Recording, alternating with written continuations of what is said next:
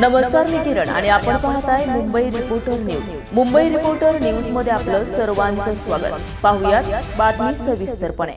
Turbhe store येथील क्रूर हत्या प्रकरणात पोलीस आणि माजी नगरसेवक अर्जुन अडांगळे यांच्यासह त्यांचे साथीदार विधानमंडल यांना तुर्भे पोलिसांनी अटक करून न्यायालयात हजर केलं असता न्यायालयाने 4 दिवसाची पोलीस कोठडी दिली आहे. तुर्भे स्टोर येथे दुपारी जनजीवन हायस्कूलच्या गेटच्या जवळ बाथरूममध्ये सुधाकर पाटोळे यांची क्रूर हत्या करण्यात आली होती. त्या जागेवर दारूची बाटली भेटलेली आहे. त्या ठिकाणची सीसीटीव्ही फुटेज आणि सीडीआर लोकेशन तपासात यावं अशी मागणी स्थानिक नागरिक करत आहेत.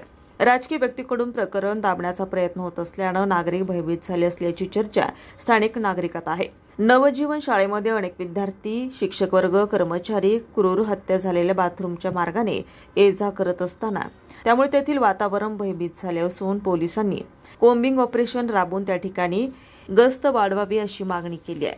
Arvind Bansode, Mumbai reporter news, Mumbai. ताज्या घडामोडींसाठी आणि ताज्या बातम्यांसाठी आजच आमच्या मुंबई रिपोर्टर न्यूज चॅनलला लाईक करा, सबस्क्राईब करा आणि बेल आयकॉन प्रेस करा आणि पाहत रहा मुंबई रिपोर्टर न्यूज.